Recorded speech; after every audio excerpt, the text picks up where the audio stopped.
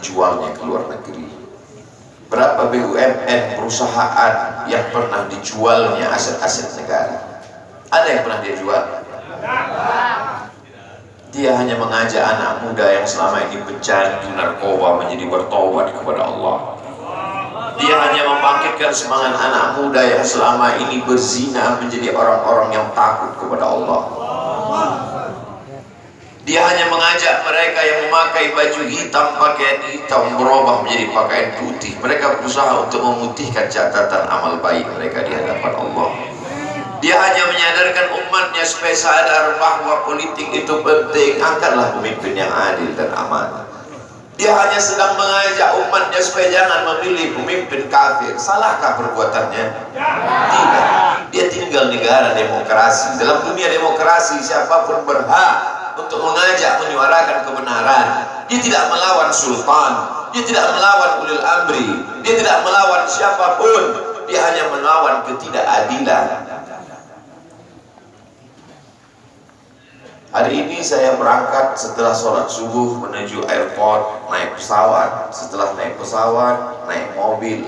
Setelah naik mobil, jalan macet, saya mesti turun naik sepeda motor.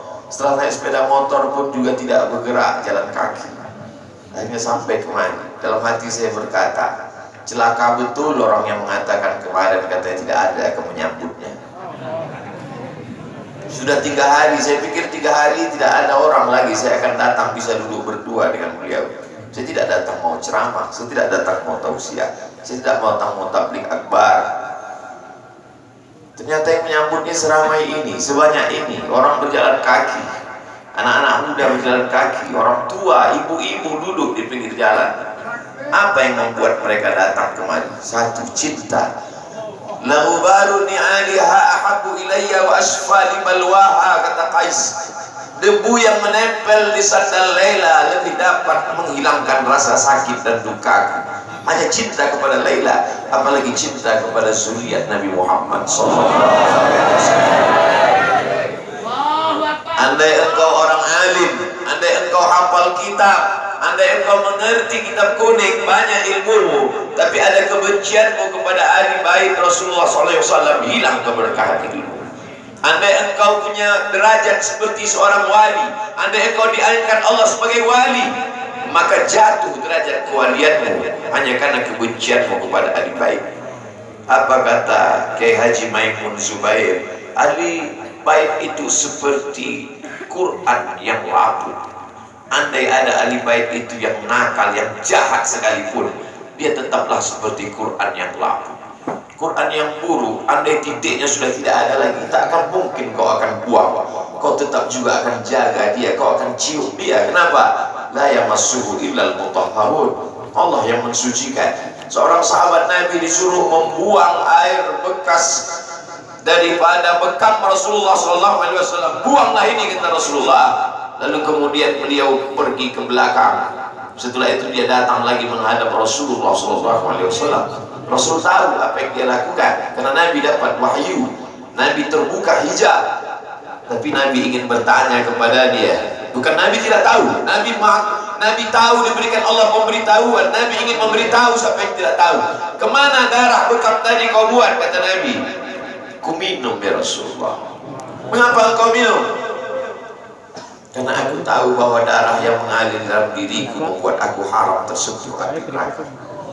Mengalir darah itu dari dia kepada Sayyidatuna Fatimah, dari Fatimah kepada Sayyidina Al-Hasan, dari Sayyidina Al-Hasan ada juga kepada Sayyidina Al-Husain, dari Sayyidina Al-Husain kepada Sayyidina Ali Zainal Abidin, dari Zainal Abidin kepada Sayyidina Muhammad Al-Baqir, dari Sayyidina Muhammad Al-Baqir mengalir darah itu kepada Sayyidina Ja'far Shadiq, dari Ja'far Shadiq mengalir kepada Sayyidina Ali Al-Uraidi, dari Ali Al-Uraidi mengalir darah itu kepada Sayyidina Muhammad An-Naqib, dari Muhammad An-Naqib mengalir darah itu kepada Sayyidina Isa sampai kepada Sayyidina Ahmad bin Isa Al-Muhajir.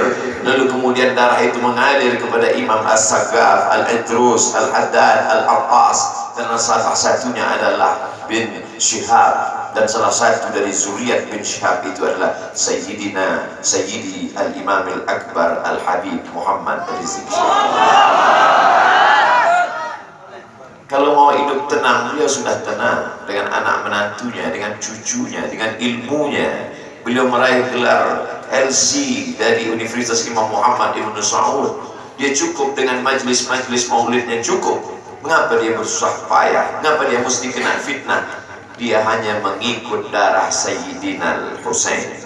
Kalau mengikut Sayyidina Hasan lembut, mengikut Sayyidina Hasan lembut sentuhannya. Maka para ahli bait ini mengikut dua aliran, Sayyidina Hasan dan Sayyidina Husain. Kedua-duanya saya cintai. Habaib yang mengikut Sayyidina Hasan, saya datang, saya cium tangan mereka, saya bersilaturahim, lembut gaya mereka. Tapi mereka semua mengajak untuk mencintai Sayyidina wa Maulana Muhammad sallallahu alaihi wasallam. Tapi ada yang seperti Sayyidina Husain, menggelegar suaranya, dia huluskan pedangnya untuk musuh-musuh Allah. Keduanya adalah sama-sama diridhai Allah. Innal Hasan wal Husain sayyida syababi ahlil jannah.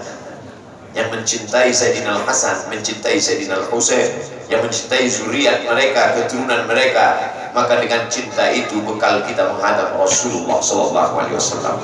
Andai aku dihadapkan nanti menghadap Allah, tahajudku tak sebanyak Imam Ahmad bin Hanbal, 300 raka'ah fil yaumi wal laila, 300 rakaat sehari semalam. Andai aku dihadapkan kepada Rasulullah sallallahu alaihi wasallam, maka jihadku tidak sebanyak Sayyidina Khalid bin Walid. Setiap jengkal kulitnya, setiap tetes darahnya tak lepas daripada tebasan tombak, anak panah dan pedang. Andai aku dihadapkan kepada Sayyidina Maulana Muhammad sallallahu alaihi wasallam, amalku tak sebanyak Abdurrahman bin Auf. Lalu apa bekalmu, hai Abdul Somad? Adakah ceramah-ceramahmu itu bisa kau jadikan bekal menghadap Allah? Tidak. Sebagiannya sudah diambil oleh tatapan mataku melihat berapa subscriber, follower, dan viewer. Abdul Somad mungkin habis amalnya sudah ria. Satu-satunya yang akan kujadikan bekal menghadap Rasulullah hanyalah aku pernah mencintai keturunan Rasul. Aku pernah mencintai zuriat.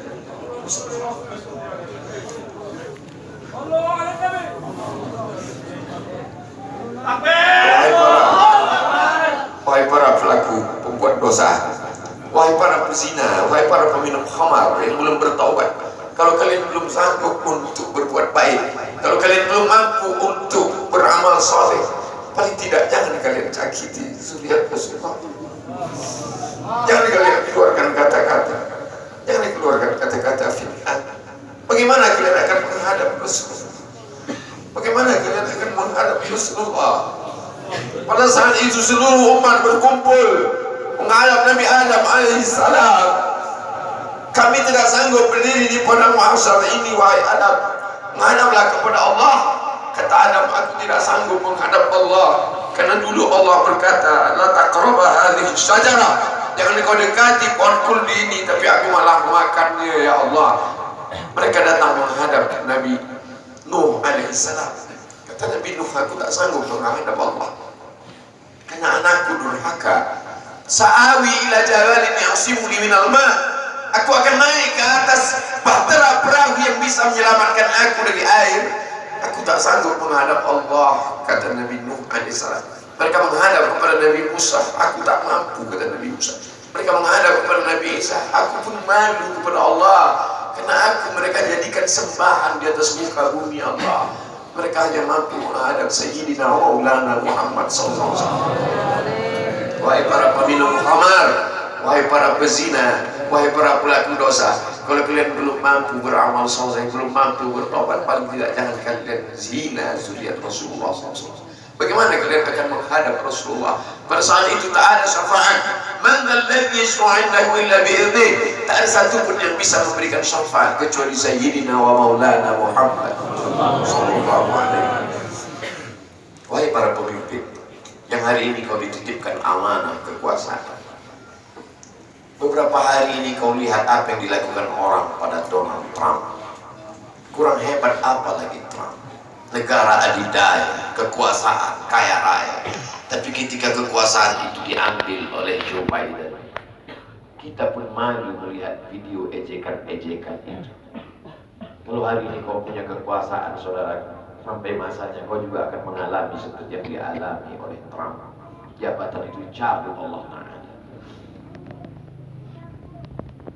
Saya masih melihat video bagaimana Bapak Susilo Bambang Yudhoyono sampai ke Pekanbaru beberapa tahun yang lalu. Di depan balihonya disobek. Beliau jenderal, ganteng, punya partai.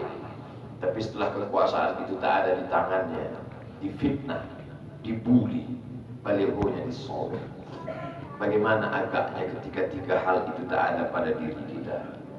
Tidak jenderal, tidak ganteng, dan tak pun punya partai. Fakta biru ya Allah besar. Menangkap ikan di Bukit Selasih. Demikian, terima kasih. Assalamualaikum warahmatullahi wabarakatuh.